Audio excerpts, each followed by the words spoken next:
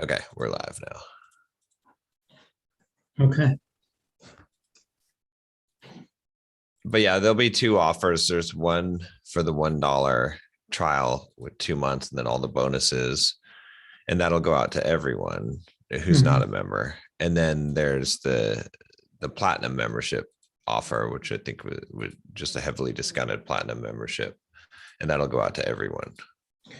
But then, like, aren't you gonna confuse the list with like two offers going out? No, I'm not really concerned because the $1 trial one is so simple that it's like people are likely to take up both. That's what happened last time I did it too, is people took up both. So But the emails are going out, they're like double emails going out to people. Like one email saying $1 trial and the next email saying lifetime. Yeah, I'm not sure how Tim has it set up. I'll have to see what he ended up doing. But I mean, I'm kind of in the same boat here, trying to figure out. Yeah. Too late to figure out sometimes, but you know, there's always things to improve. Yeah. I'm like, okay, well, I could send the offer to both the lists. It's just gonna.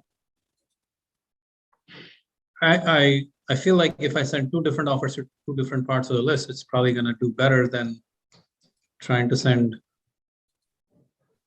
multiple emails across the board. And I was getting confused, like it was gonna be a confusing offer. That's why, or confusing email funnel mapping. So I was like, screw it, let's not do that. You know what I'm saying? Yeah. I mean, I think it's better to have one straightforward offer for the most part. In my case, I don't think it matters as much because, like I said, the $1 trial offer is just such a like. So last time you had a lot of churn with it, right?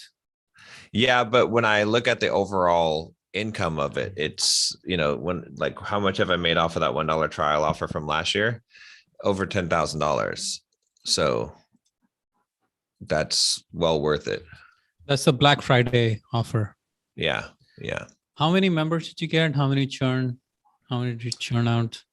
I don't know what the exact numbers are right now, but but I think it was around 100 members that came in through that. But then, like I said, the cumulative income from those members is over $10,000 at this point. So. And now you're doing 2 months instead of 1 month. Yeah. Why is that? Well, Tim was saying that it was his idea.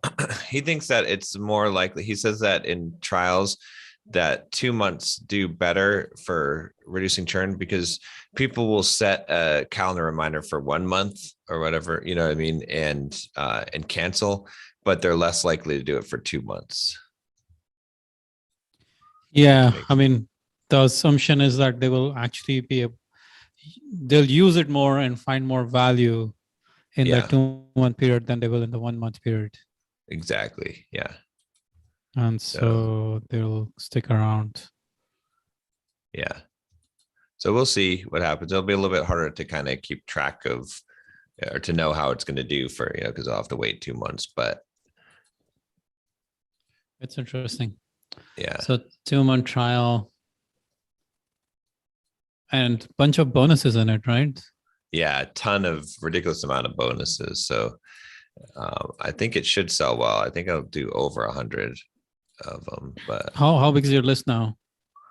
My list is getting big. It's like, I want to say it's like 20,000. I did so.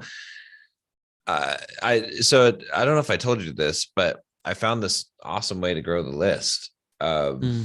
Let me take a look and see what we're at right now. But basically what I did was I had this little TikTok video where I was like, oh, I found this quiz that'll tell you what your whether you're an alpha or simp, or I think I said what your confidence. I had a couple of different variations of it. And what happened was it came out on TikTok, right? And then it went on my Instagram reel as well. And then I look at my email list and I'm like, oh shit, like 4,000 people signed up in one day. or like 2-day period. And that's it was from that so many people took the quiz because it got like, maybe like 60, 70,000 views between TikTok and Instagram.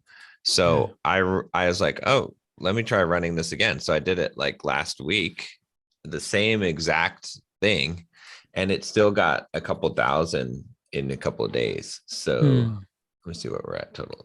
Active contacts right now. That's just slow. 21,000. Couple of thousand in how many days? In Last like 30 days. In 2 days. Like Wow. in the last 30 days, I've added 3,200 contacts. Wow. Yeah, it's pretty crazy. So yeah, that little thing, like just a quiz, presenting it as, oh, look at this thing I found, without really even a link, just saying go to bulldogmindset.com, and then all these people sign up for it. Nice. Yeah. That's good. In fact, I'm promoting it on Instagram right now at $100 a day, and I'm getting about 100 signups a day. So I'm paying $1 per email.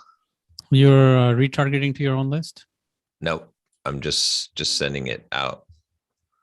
Just using automatic targeting in Instagram. Can I see your ad campaign? There's no ad campaign. It's just literally just promote this, just boost this post. That's it. Just it's a boosted post. Exactly. Yep. Well, the boosted post should only go out to your audience.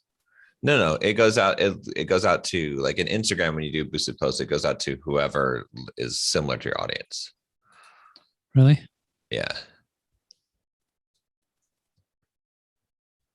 You can't set the audience?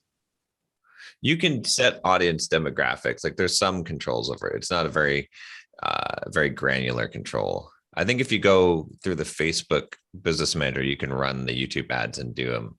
I mean, you can run the Instagram ads and then have a little even more control over it. But yeah, let me see how that's actually doing, how much it's spent versus. I'm excited. This is the game. Yeah, it's crazy. Like I've been listening to the Hermosi's podcast. And it's good stuff. Let me see. Okay, so on this promotion, I have spent how much money? $346. 1,588 promotion taps. Yeah, and it's 41% impressions from my promotion. I have 51,000 impressions, so about 25,000 or so, 20 something thousand impressions on it. And out of those impressions, which are basically views, like I'm getting, like I said, about 100 emails a day on it. So how much have you spent and how many emails did you get? Like 300 emails from that? Can you see it from the campaign itself, like what the result is? No, because it's people are going to the website directly, right? So that's also but the conversion results should be on Instagram. No, there's no conversion results because people are typing in the website, because that's what it says in the video. So, but when I just posted it without boosting it at all, I immediately got 2,000 emails in 2 days on Instagram. Yeah. And TikTok, I put on TikTok again too. So we don't know for sure what the numbers are, like how much you're spending versus what you're getting out of it right now, because it could be a mix of different things, right? It could be TikTok people, it could be the organic people, and it could be the ad people. I waited till that stopped before I started running the ads. So I'm sure this is all ad. So what was your organic number until you started running ads? My organic number was in 3 days. I picked up within 4 days, I picked up about 2,200 people. It's an email list. That was the organic growth. Yeah. But then you boosted, and what did you like? I'm trying to just separate the two if I could. Yeah. I was trying to understand if how how good of an ROI we're getting on this. The organic is like I said, it was about 2,200 people. Mhm. So I could probably run that organic one once a month and pick up another 2,200 people. Sometimes it'll go viral and I'll pick up more people. You know what I mean? Okay, so the days leading up to this, the days before your campaign, before you started boosting your post, Right. you got 2,200 leads in 4 days. Yeah. Yeah. And then the day you started the campaign, how many leads did you get? About 150 or so per day. Okay, so you see my dilemma. What I'm trying to understand is the day before you started press play, how many were you getting? And then the day when you started that, how much are you getting? I'm trying to like compare something that's like Yeah, like but I know apples what to my apples. yeah, I'm looking at my baseline though. So that's how I know that, like, because my baseline on the regular list is about 20 to 30 emails a day. This is with nothing going on. So that's why I know I'm getting about an extra 100 per day just Okay. from the promotion. Okay. Yeah. Okay. So I just need to make sure that those people convert in order to have a good idea of what the ROI is on it. But even if that doesn't convert necessarily, like, I mean, I know something that will work. Like, I don't even have the targeting dialed in at all. You know, I mean, if I get the targeting dialed in on this, it could be killer. Yeah. Yeah. I mean, if you get this targeting right, and if you had some good reporting mechanisms all the way through, you could really dial this in pretty nicely and stop worrying about YouTube ads and just scale this baby up. Yeah. Because who cares whether it's Instagram or YouTube? I don't care. I don't give a Well, fuck, to be honest. even not even running ads, even just posting this once a month or twice a month or variations of this, that is enough to fuel some ridiculous growth in the business as well. Because I've gotten so many email contacts just Yeah. from the video itself. So, and I know how to make variations of this video Yeah. that will, because I have a confidence quiz as well. All I have to do is promote that one. So, Yeah. The only thing that I'm trying to get to, I think, which I think you'd see, is like if you really wanted to track this yeah. and really get the ROI, like, okay, so this is something I messaged you yesterday, right? Yesterday, I had an aha moment. I was sitting there working while everyone was eating their Thanksgiving pie. And I was like, okay, there's a big difference between content marketing and running ads. Right. And it's thermodynamics. Okay. There was one time I was sitting in my, this was back in Austin, back in the day. I was at my friend's place in Austin. Yeah. And I saw like I walk in and all the lights in the house are on. And I'm like, Randy, what's up, man? Yeah. Why are all these lights on? He was like, well, ultimately, it's winter time. Yeah. And all light energy will convert to heat energy. So this is just heating up my house. And I'm like, dude, you're like, physics. Yeah. You basically know too much physics to be good for your own use. It's basically what's happening here. Like you're destroying your own, like you're basically, just enough physics to do the wrong things and not enough physics to do the right things. So you're almost doing it worse than the regular person, because the big difference is, yes, you can light up a room, and yes, that light energy will convert to heat energy because it's a light source and light converts to heat. But the efficiency of that is so low that you're getting nothing out of it at the end of it. You're just burning your heat up, right? Instead of just running your heater. Instead of just running your heater, you dumbass. So he was like, oh, okay. I'm like, dude, you are a freaking electrical, like we went to grad school together, like electrical engineering grad school. Yeah. And I'm like, dude, well, he was an undergrad, I was in grad. So I'm like, dude, you're an electrical engineer. You cannot do this. Like, this is not approved. I do not approve. You cannot be telling this to people, right? So it was in front of his wife. He was a little embarrassed about it, but I didn't try to make him feel too bad about it. No, it was in front of his fiance. So he wasn't yet married. Maybe, I guess that, did he ever get married? Yeah, he did. Okay. she might have lost some respect for him in that moment. But but taking that all the way to today, like it's funny, like when I was thinking about it yesterday, it finally clicked for me that content marketing and like the marketing where it's a lot about getting your word out, where it's like people consume the knowledge and get to know about you. Right. It is like a hot light bulb. If money is heat, if money is just straight up heat, content marketing is like a hot light bulb. Yeah. Right.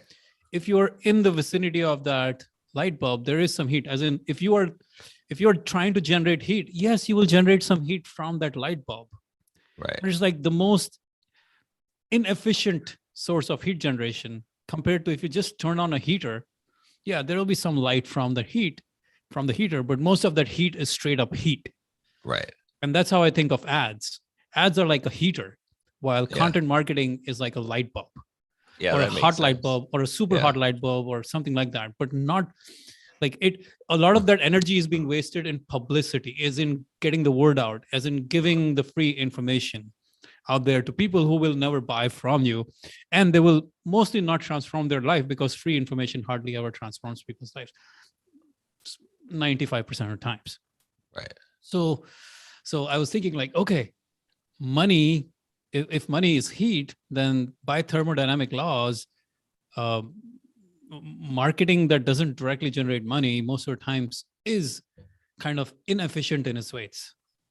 Right. The only difference, I think, where your analogy kind of falls down a little bit, is that it's almost like a light that you turn on and then it stays on and it doesn't cost you anything to keep it on. Right. It starts to get dimmer, but you know what I mean? So that's the one thing, is like you can have these super, super long tail effects, right?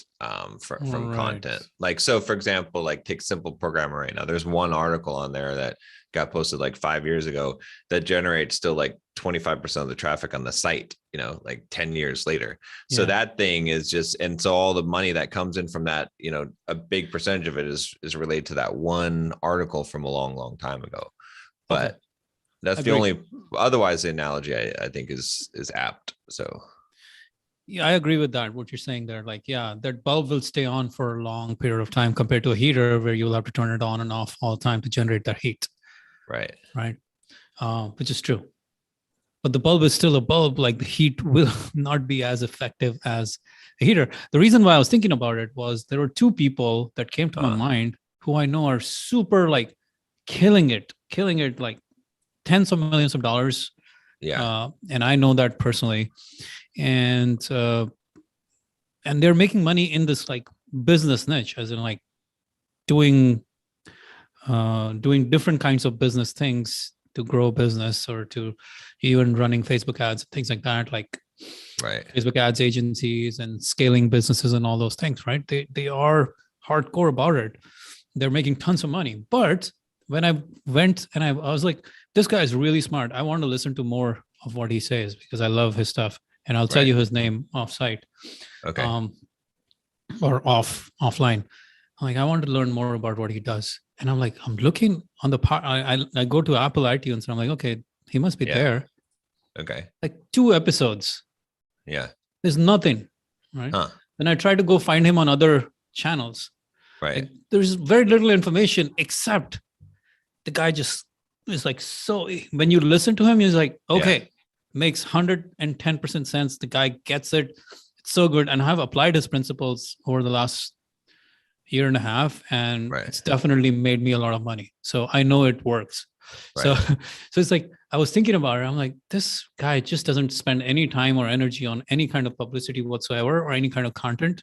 He's just like, ads. Yeah. Go push it harder, make more money. And he's gone from nothing. Like he started in 2016, I think 2015, 2016, with nothing, but with just one offer in fitness space. And now we're 2021 and it's like $10 million plus business, right? Multiple $10 million plus businesses that he's a part of, but his own business is there. So I'm like, yeah, it's because he's not really spending any effort on that side of the world. He's like, okay, let me just invest all of my effort into converting my energy, all of my energy, like thermodynamics, the most efficient use of conversion of his energy into money, that's where I'm putting all of my energy, right? Because if you think about it, all of content marketing, no matter what, generates publicity, generates that's true. goodwill, generates that expanded reach. And if Right. thermodynamics was the real indicator, like if we go back to the laws of physics and thermodynamics, publicity is good, goodwill is good, teaching people is good. Money is a different game. There are a lot of people who are very popular who don't make money. You know those people. We talked about those people last time, right? Right, exactly. Yeah. Right. So those don't correlate all the time. We think they are all correlated. Right. But it's almost like your energy is being used in all of these different dimensions or all of these different outputs that are being created. Where do you want to spend that energy? Right. Right. Well, one way I think of it is it's sort of like a base and a multiplier, right? So, because you've got two things, right? So like you can almost think of like content marketing or building a brand or reputation as sort of your base, right? And that can be, you can do well with that, but is in terms of leverage, right? It only take you so far. Like if you gain more audience, more popularity, more brand, it only increases your revenue by incremental linear amounts, right? Marketing, like the spending the money, is multiplier, right? And so if you have a good base and then you have a very high multiplier, you're going to have a very high result. If you have a high multiplier, but you don't even have a good base, then you're still not going to get as good of results. So there's like, you need to optimize in both of those directions to the point of diminishing returns in each side, right? That's how I kind of look at that. So I used to completely like believe that you needed to do some content marketing before getting your ads out there and start like getting ROI on it. Ever since I did Focus Blocks, which was basically, there was nothing for like Focus Blocks has nothing. Focusblocks.io is nothing but just a simple sales page. And the fact that we are able to convert it on cold traffic without any content, like zero content, again and again and again, I'm basically at a point where I don't even think that we need as any content, as long as we can persuasively convey the message to the world of what we are offering and what works. I think it's again, going back to that law of thermodynamics, right? You have limited energy. You can convert that energy to money, or you can convert that energy to publicity, or you can convert that energy to goodwill. You can convert that energy to reach. You can convert that energy to watching football games, or you can convert that energy to any 1,000 other things. Right. So when it comes to converting your energy to money, this seems to be the most efficient path, is what I'm saying.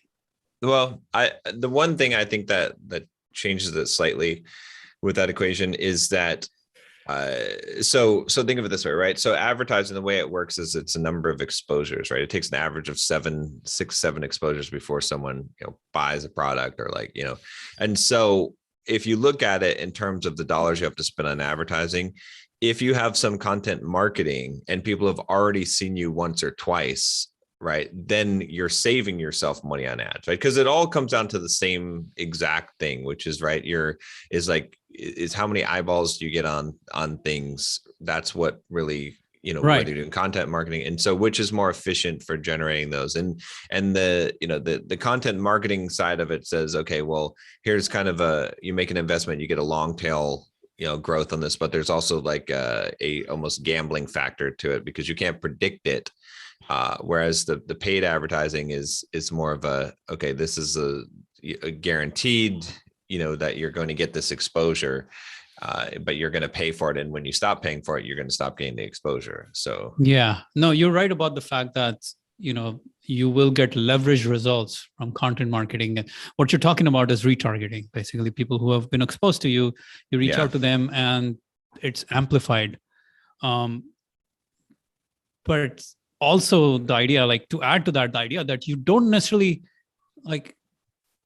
you didn't necessarily need that, but yeah, it is a good thing. It's a good add-on.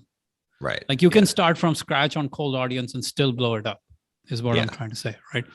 And still scale it up with no content, with no presence whatsoever. Like if people believe your message, people believe your offer, if you can convince people that what you have to sell is so good, they just buy it, and they don't need to see as much content to believe that you are legit. Yeah. Well, I mean, it depends on what it is that you're selling the offer to, right?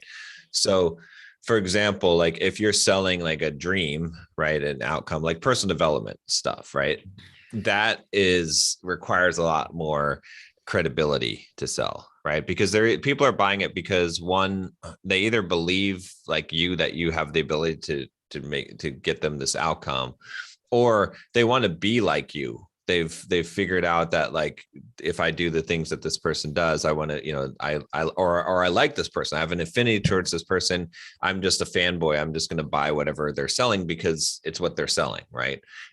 You can see that with like Kylie Jenner, right, with her lipstick brand or makeup brand and cosmetics. Like it's probably not the highest quality stuff, but it's an affinity thing, right? I mean, and that one kind of crosses over because it works on both. But when it's a solid product offering where it's like, okay, this is like, let's say a SaaS business is a perfect example, right? Like, okay, this product allows you to do this. Well, then it doesn't really matter. The authenticity, the reputation of the person selling it doesn't matter at all. It only matters like, is there proof? Like, can you look at it? Can you see a demo? Can you see that this fulfills your need? So I think there's, that's an aspect of it. It depends on what you're selling, right? So like one of my coaching clients, for instance, he's building like this travel app that like allows people that like to travel to put in their information, to see itineraries, to see all this stuff. So it's like, I was telling him, because he's doing some content marketing to get this up, because it is like a platform. And I was saying like, you're going to have a lot easier time than one of my coaching clients that's trying to create a YouTube channel, right? Because you're like, the value is immediate, right? People see it. They're like, oh, this is, that you don't have to sell them on anything. Like they see the value because it's a tool. It's so much easier to sell a tool, even content marketing wise, than it is to sell a dream, Yeah.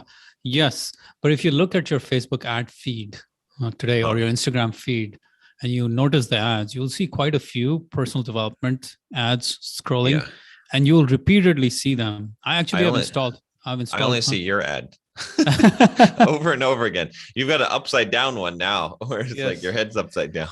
Yes. Well, it gets noticed. It's on purpose, right? Well, I'm glad you see my ads. It's like, so initially I was like, okay, I'm not going to show it to people who have already bought. But then I realized it's actually a good thing that I show it to people who already bought, because they're reminded of the damn thing every single day for pennies. It also makes you seem like you're famous, right? Yeah. Because in the microcosm, right, it's like, and that's actually a pretty good argument on your side against content marketing, is like, if you do the right paid advertising, you can appear to be famous, even though you don't have very much reach, because within that, like, people keep on seeing you. And then they think, oh, well, shit, this guy must be everywhere. But in reality, they're being targeted by your ads. Mm-hmm. Mm-hmm. So, yeah. But I mean, other than my ad, you probably see other people's ads, and anyone who's running the ad again and again for long periods of time, like if you're seeing their ads again and again, it must be working. That's why they're able to show it. Or and you'll see. Dumb.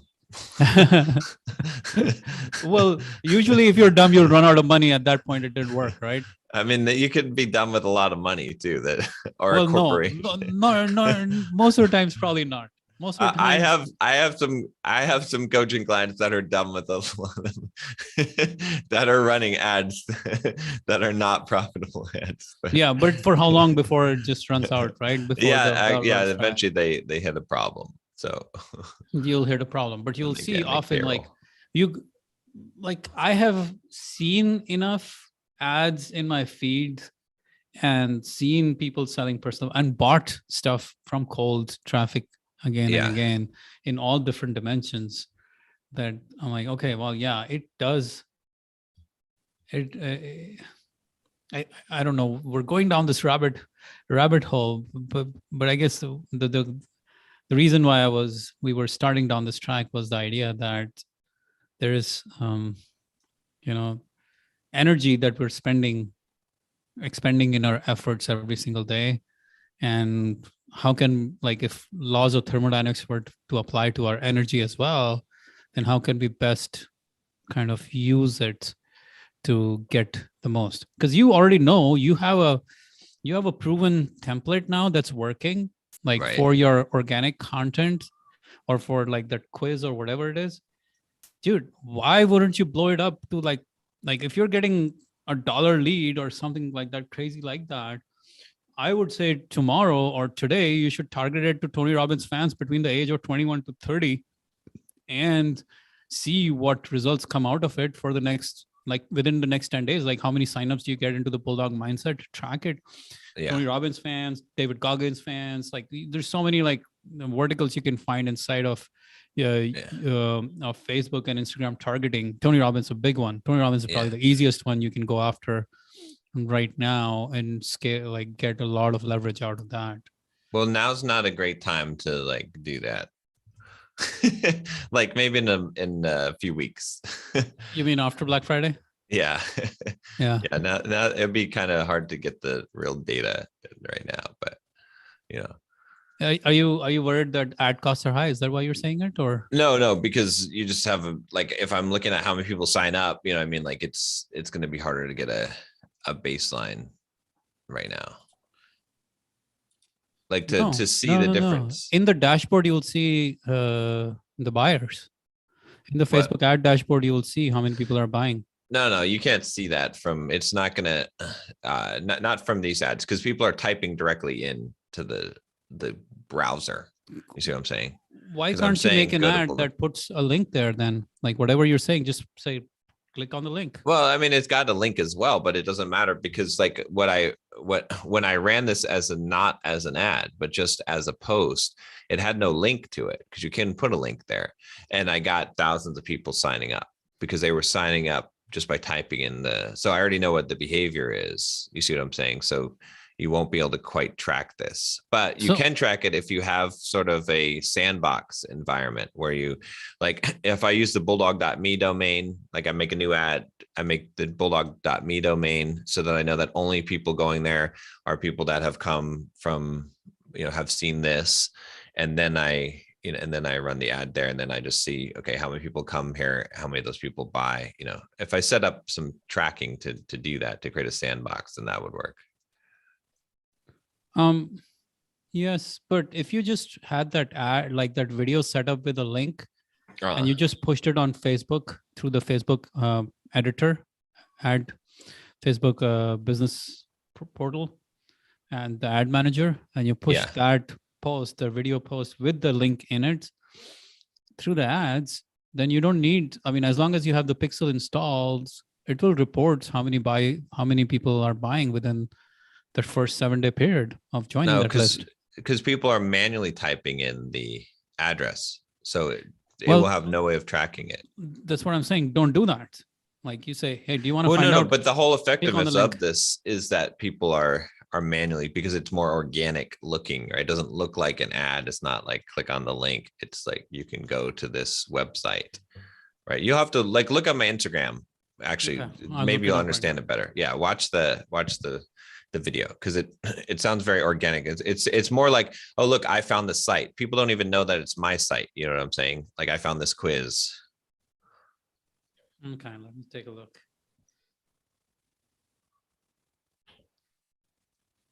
I'm just wondering if there's any way to do that. So just basically take what you have there and just, which one is it? Look for the, are you alpha or simp? You'll see it on the. Okay. Go to bulldogmindset.com and you can take a quiz there. It's 10 questions. It's really quick. And at the end, you'll get your results immediately to learn if you're an alpha or a simp. I took the quiz and I got my results. I'm 100% alpha. How about you? Want to figure out if you're an alpha or a simp? And it's so lame too, right? It's the most embarrassingly retarded thing, but people go and do it. So no, so dude, why don't, like, you could make just exact same ad. Yeah, I've got some variations of it that I'm putting out for confidence quiz and stuff. Really quick, and at the end, you'll get your results immediately. Make the exact same thing. Just say link, click on the link below, click on the link below, click on the link, click on the link. And that's it. Yeah, I'll try it. I'll try it for sure. You know, I there's would no love to reason see the not data try. on it because Yeah. that revolutionizes everything. Yeah. Like if that is working so well and you're getting dollar leads, Yeah. well, shit, man, like you can scale that so fast. Like you spend $1,000, get 1,000 leads. And even if you positive on those leads within the first 30 days or 60 days, now you're like, now you can go have 10,000 members, like 100,000 Yeah. members. Why not? Well, I mean, but also like if I just post it without throwing ad, like it's like it generates thousands of emails for free, right? So I just But have to there's post only it once a limited- month. Yeah, Well- but why do it once a month if you could do it every freaking day and get $1,000, spend $1,000 and get 1,000 leads, or spend $0 and get Oh, I 2,000 see what leads a you're month? saying. Yeah.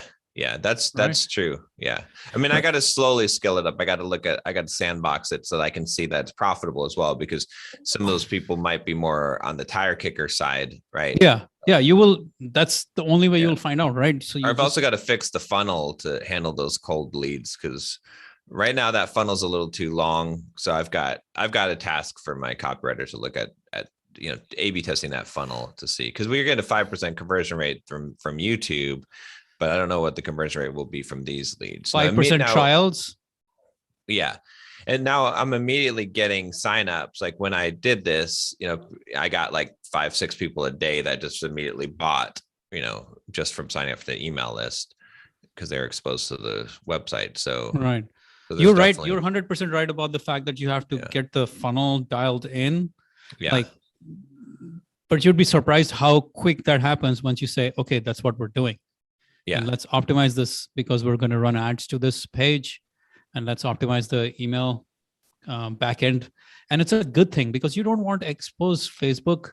You don't want, I don't think Facebook will necessarily like your sales page as much directly. So it's Right. much 1,000 times better to just send them to the quiz Exactly. and see what happens there. Because that is,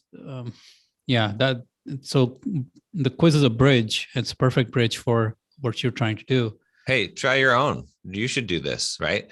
So make a focus or make a productivity quiz. That's better. Like just figure out what your productivity is, right? And then just do a little quick ad and be like, go to this website. I found this website that will tell you what your productivity score is, right? Just follow the exact same format. And then say, go to this website, or I put a link you can just click the link down below to go to this website that will tell you your productivity score. Here's my productivity score, right? That's a good one. I should try that. Yeah. See what happens.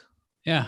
I think we can reduce our lead costs because right now we're like at 3.5% conversion for trials from cold traffic. I know you said you were 5% on YouTube traffic. We're 3.5 on cold. So that's good. 3.5 on cold traffic is killer. I mean, all you got to do is increase your average order value, and then I mean, shit, you should have an infinite money printing machine pretty soon. Yeah. So the initial, you're right. The initial order is where the challenge is, like to increase the AOV enough. So instead of spending $100 per person, if we can bring it down to like $50 per person, that becomes a very scalable machine. Like at $100, it's not a scalable machine. It has its own breaks. It's very friction-full machine. But if we can increase the AOV, so I launched that daily accountability program. Yeah. And I'm like, I've raised it now to $300 a month. So that's the one I want to fine tune. Yeah. And that'll be like the first upsell that people need. Yeah. What's that? If you know that like 10% of people would take that upsell, then you're there right there. You know what I mean? That puts you right there. So. Exactly. If we can convert 10% of people on that upsell, which will take some time because it'll take some testimonials coming in, some more copy, some improvements to that, some messaging tweaks and all that stuff. But I'm pretty sure over time, in the funnel, it might still be hard. That's the thing I'm still like trying to figure out. Okay, can we do it in funnel or can we do it within the first month? Right. Either like in funnel is different, in first month is different because in funnel literally reduces the cost right away. Part of the scaling madness of scaling with ads is that you need to know your numbers before you put in more money. So it's like, like you're constantly like, okay, let me get this much data before I put in more money. And then let me get 3 months data, 4 months data to put in like more money. And then 5 months data to put in even more money. So it's like, it becomes a fun math challenge. You're constantly like having to evolve and improve on. You're like, if only I did that, like if we can, increase the AOV here, then now we can recoup this much. So this month we can spend this much. Right. And like, so you iteratively get to the point where it's like at some point, hopefully it'll be like, all right, let's spend like 30K a month rather than spending like 5K a month, but hopefully what will happen is it'll slowly increase from like 5K to 7K to 10K to 15K to 30K or whatever it is. And it'll keep on scaling. And with each improvement, those things will become better. And then your ads fatigue. And then no, but and then you get the thing about ad fatigue, like I realized, like I was listening to the guys from VShred about it. Yeah. Like they were talking about it. They're like, oh yeah, some people talk about how you can just have this one ad working for like 6 months or whatever. Turns out like that's good if you're trying to sell like $1,000 program, but with the kind of programs we sell, we're burning through like they're basically making 20-30 ads a day. Yeah. They're literally like, if you look at their Facebook ads library, there's like 20-30 new ads every single day. Yeah. So ad fatigue is there's a lot to ad fatigue than just the idea of ad fatigue. The challenge, the reason why ad fatigue is so like what people call ad fatigue has a lot of different variations. One idea is that your ad fatigues because the messaging on that was only applicable to a certain group of the audience. Right. And now you've fatigued out that audience. Exactly. But you can keep on coming up with new messaging, new hooks, new ways to get. And that means you get scalability. Like you keep scaling that thing up because every time you fatigue, you're just fatiguing the messaging and you first fatigue the hook. It's not that the audience is fatigued. You've just gotten to a point where that audience just doesn't get that message. Right. So you try another angle, then you try another angle. So it's like hooks are the key to scaling. Right. So every time you get a new hook, every time you get a new way of presenting that idea, you can scale it all over again. You can again get the next level. But consider what happens when you're doing 20 to 30 new ads a day, you're doing content marketing. Okay. So ultimately you're ultimately doing the work of creating content, right? Like, you see what I'm saying? No, like, yes and no. I mean, I see what your point is. Like you're creating content, but it is scalable content, as in inside of those ads, you find one ad that works like crazy and you say, okay, put all the money behind it, kill everything else. Yeah. Within like a week or 2 weeks or 3 weeks, you get the data and you're like, okay, shit, this ad's not working. This ad has nothing. And some ads will go on for 3 months while some ads will have a lifespan of 3 days because they're just not hitting it. But if you do 20 to 30 pieces of content a day, then one of them will go viral and it'll live for a long, long time. Here's the thing. If you did that, you would basically have no audience left. Why? Because people will burn out. They'll be like, so much. I mean, like, I don't know what this guy's putting out there. Like, I don't even know what's good anymore. Screw it. Content marketing is going to the point where you're better off putting one piece of great content rather than 30 pieces of content in general, right? It depends on how much exposure you would end up getting, like what the algorithm of the platform. Like on TikTok, if you did 20 to 30 pieces of content per day, you would do well because you would it would just go to new people. Like you don't have very much reach within your own audience. If that makes sense. So, I mean, it depends on the platform, I think, but yeah, it depends on the platform. But like if you were trying to do it on Facebook or YouTube or Instagram, it would just be like our reach would be like nothing. But you could have multiple channels. So let's say you're going to do 30 pieces of organic content per day. Then you could have multiple accounts of brands that you do it across. So you're doing like 4 to 5 pieces per day per account, and then you're just like trying to play the lottery, try to hit the jackpot, and then get a couple of these things to go viral, and then it goes crazy, and then that's, it's Viral is the sustainable. non-predictable game, but I mean, it's non-predictable, but it's also predictable, right? So it's non-predictable because it has a high volatility, but there is like, okay, if I produce 1,000 pieces of content, one of those will go viral, right? Mhm, Like mhm. I don't, there's some number where if you produce X number, you're going to get something to go viral. Okay, So agreed. it's a large amount of volatility. Agree that one piece of that will go viral, Yeah. but can you scale that any more than what the virality will give you for that period of 1 month or 2 months or 10 days or 5 days? No, you can't. No, you can't. Yeah. But with ads, if you find an ad that like kicks it out of the park, like your quiz, if that kills it, Yeah. you could literally have a list of 100,000 people within a matter of a few months, rather than having to like spend all of that time and energy to go through the content machine, right? That's true. Yeah. Because you would just be like, okay, well, we know our metrics. We know that if we spend $1,000 and we get 1,000 leads, we're gonna get 30 trials, or maybe 100. No, let's say 3-4%. Let's say 4%. So 40 trials, and then each of those trials lifetime value is $200. Is it $200 lifetime value It's a little bit more, maybe like 250-ish. for a trial, right? Yeah.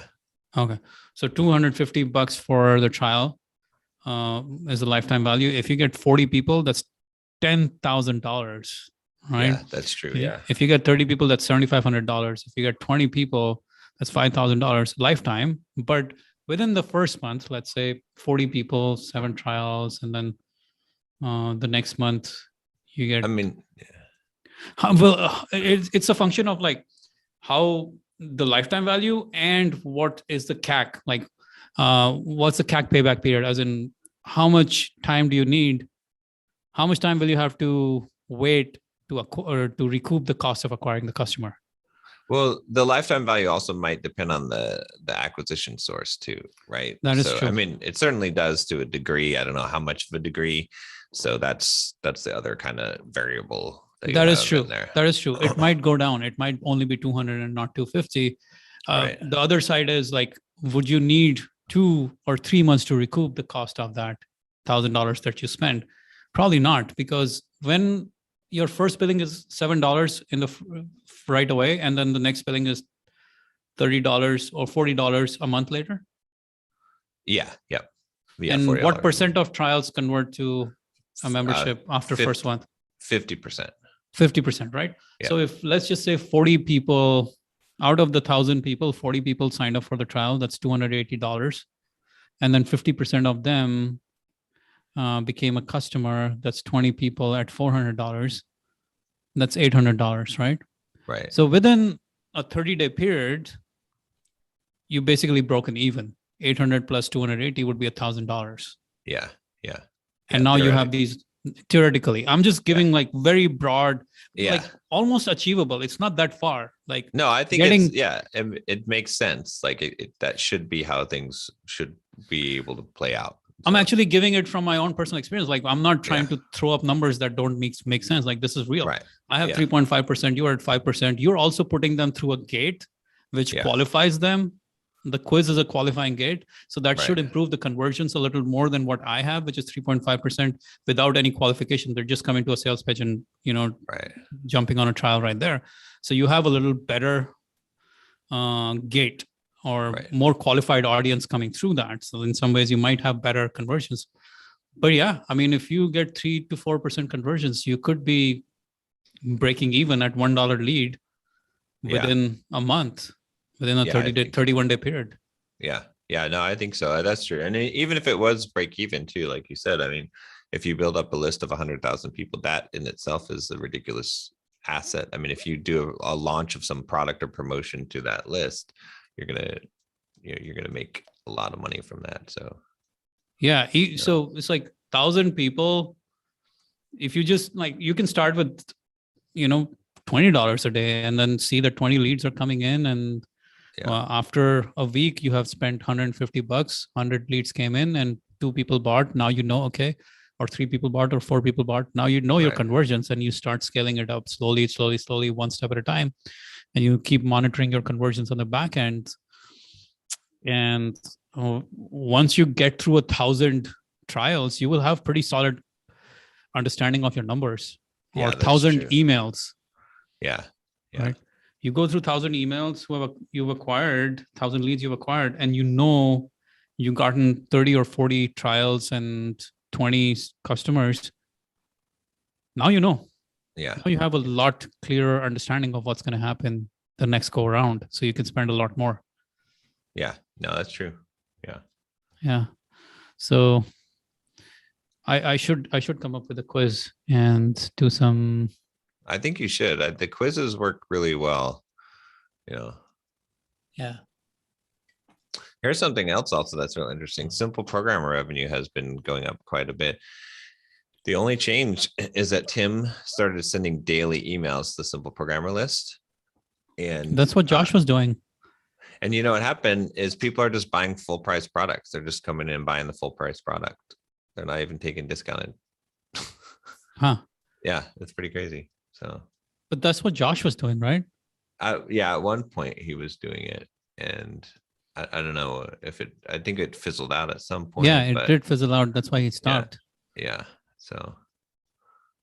Huh. So, are you doing the 2-month trial and then the platinum is like what, 50% discounted or something? Yeah. 50% lifetime. Yeah, lifetime. So, yeah, we'll see. I think it'll do well. We'll see. Could you do an in-funnel upsell on that, on your $2 trial, on the $1 trial? To the platinum? Mm-hmm. Yeah, it should already be set up for that. We had a lot of conversions last time with that too. So you don't need to send separate emails. You would just get them to $1 trial, and then it's worth sending at least one separate email, right? If you think about it, like to make that offer to the entire list, because you want to send it to people who also necessarily didn't take the trial. They're like, oh, well, I can just get this deal for this price. You know what I'm saying? Yeah. Yeah, but okay. So one email I can see, but if you send multiple emails, then it gets confusing for that audience, right? Then it gets confusing for sure. Yeah. Because they have to like pick which offer to go for, and then a confused mind just gets confused. Like, okay, well, Yeah. Wait till you guys are running it through Cyber Tuesday? Yeah. Yeah. Cyber Tuesday or Cyber Monday? There's Cyber Tuesday too now. Oh yeah. Yeah. When do we get Cyber Wednesday? I mean, people say Black Friday week, and some people are running these for 2 weeks now. Yeah. Like some people's promotion started last week and they're going to run through the end of next week, as in through next Friday. Yeah. This should be even better Black Friday than, because a lot of stores are not opening up today for Black Friday. So, no, they did not open up yesterday. I see. They did not open up Thanksgiving. The doorbuster deal. Yeah, they did not do the Thanksgiving, but they're opening up today. But that means that more people will be buying online. I mean, even just with COVID in general, people will be buying online more. So rather than going to stores. So yeah, we should see bigger upticks. Yeah, it should be interesting. Yeah. I'm kind of like, I'm separating out focus blocks and 2000 books pretty soon. Like two different, because I've had 2 different entities, 2 different websites, because so far focus blocks has been like kind of sitting on 2000 books domain. Yeah. So I want to be able to go back and run, like keep and maybe run a separate promotion for 2000 books compared to focus blocks, and let those coexist in different worlds. Though, you know, at some point, maybe I should kill one of these businesses to allow the other one to go faster. Yeah. I mean, well, I guess you got a little bit of time to decide on that, but I mean, I think it's got to be focus blocks. I think that's, because if you practice what you preach, because everything is scalable with ads with focus blocks, and it's not scalable with ads with for 2000 books. So well, Haven't like no, I actually started running ads. Remember with 2000 books. Yeah, but yeah.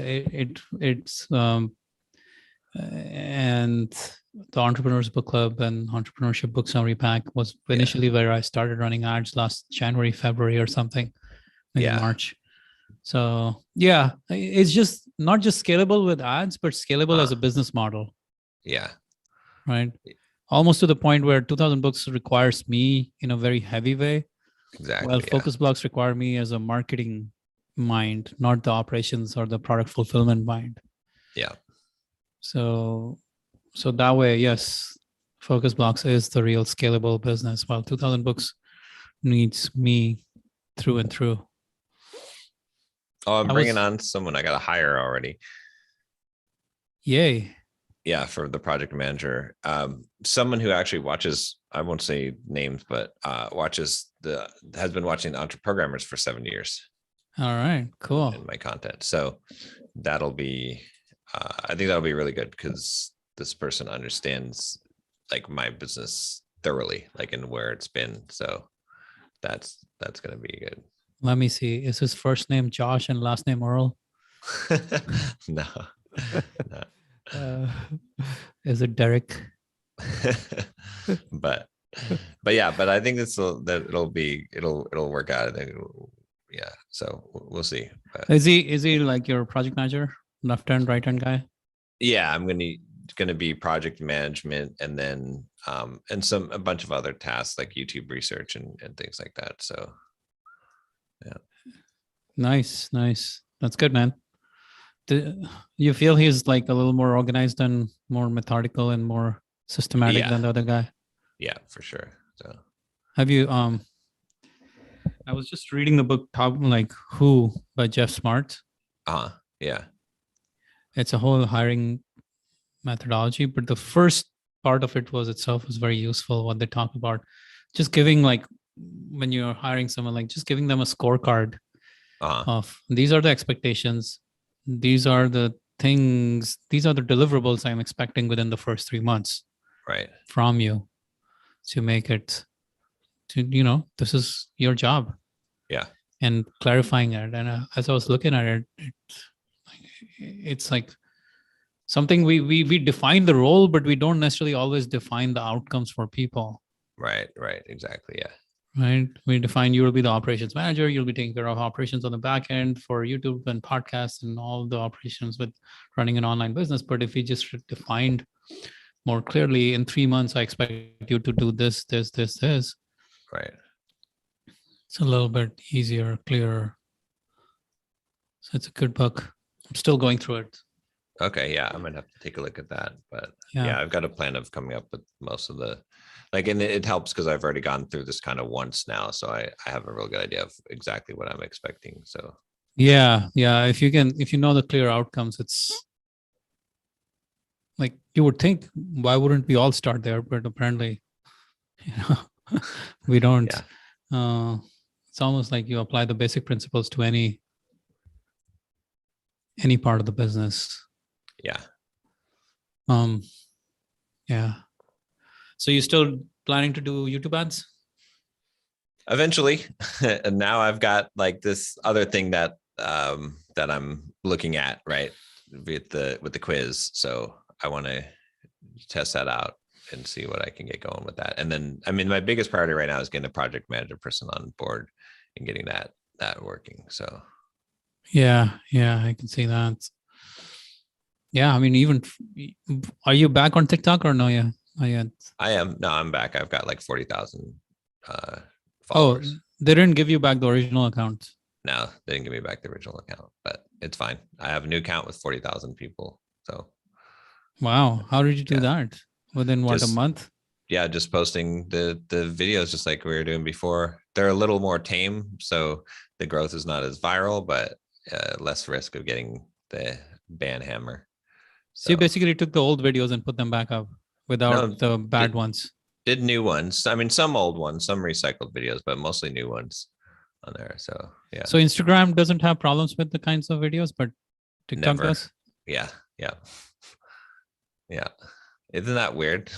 You would think like Facebook, under the Facebook umbrella, you would get banned like with a hammer. Instagram doesn't care. They like, yeah.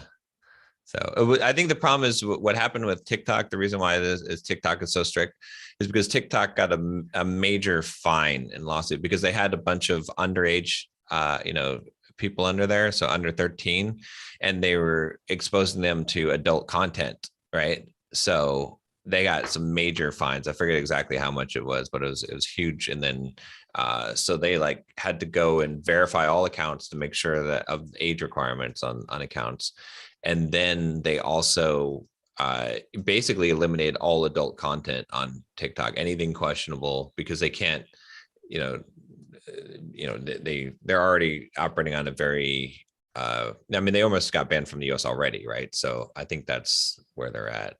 I mean, So, freaking Instagram is a soft porn channel anyways. yeah, well, yeah, exactly. Yeah. They don't ban anything on Instagram, or I guess not adults. Only Twitter allows adult stuff, right? On social networks. Twitter allows adult stuff now. So, but Instagram's got nothing. Yeah. Yeah. I better get going here. I gotta go head to the gym. All right, man. My workout. We'll do our thoughts for the week. Yeah.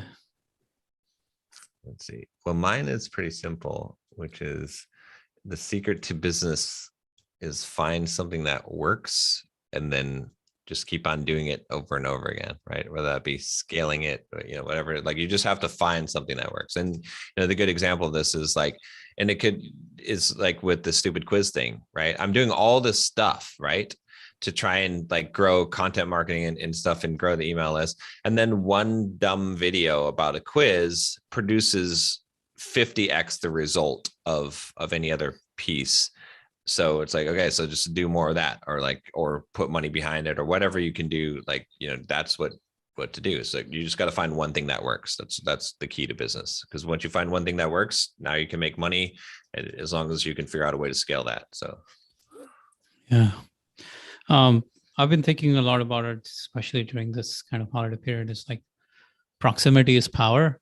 And like, because, I go through phases where I have masterminds that I'm part of, or coaching programs that I'm part of, or something like that.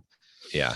But what I've always found is like, there's so much, like, because the last couple of years, because of this pandemic, it's been hard to get any kind of proximity or any kind of mastermind live thing going.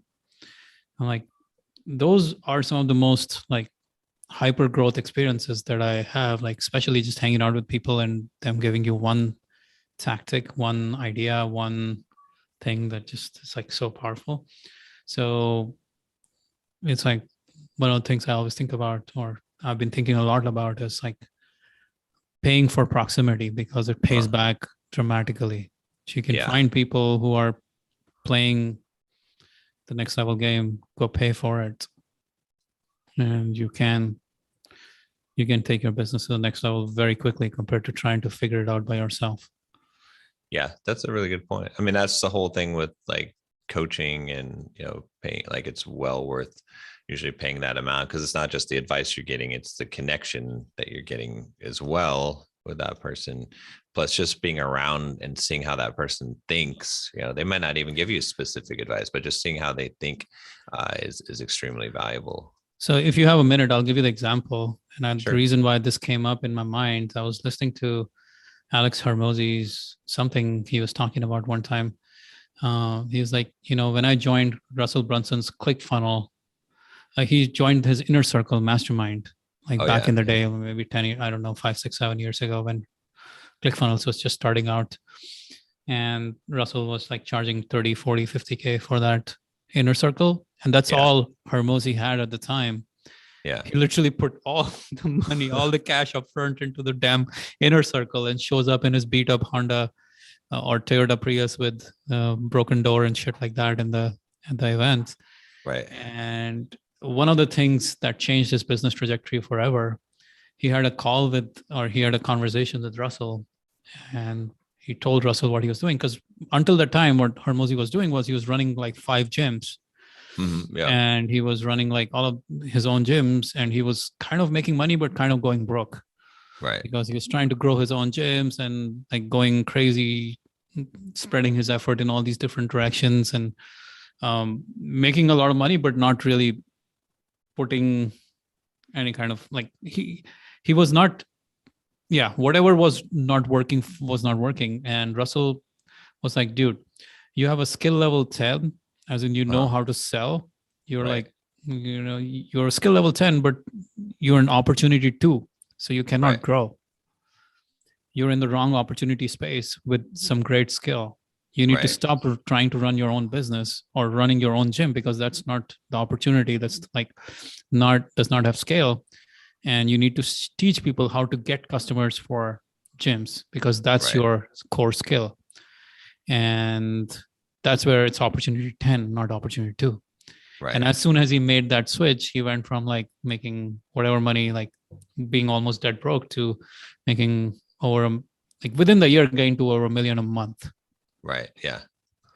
something like that. So that little piece of advice, like you wouldn't think of it much, but that was the transition point for him to transform his business.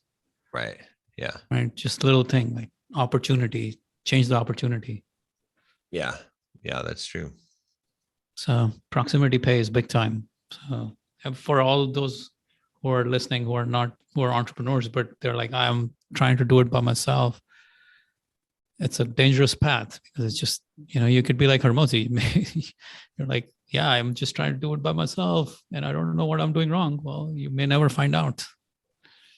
Well, even like when I started on here on Entreprogrammers, you know, because when I was really barely starting out with the podcast, and I had, you know, the blog and stuff like that for Simple Programmer, I remember, you know, Josh was the one who was like, oh, you should have an email list. And I was like, I don't need an email list. What am I gonna do with the email? And he was like, no, email marketing, right? And so I put together an email list, right? Otherwise I wouldn't have probably had, I mean, I would have probably eventually had an email list, but you know, that was like the critical thing that like, so I wouldn't have heard about that if I wasn't, you know, in proximity. Yeah. Yeah. Proximity it pays off big time. So, Yeah. all right, man.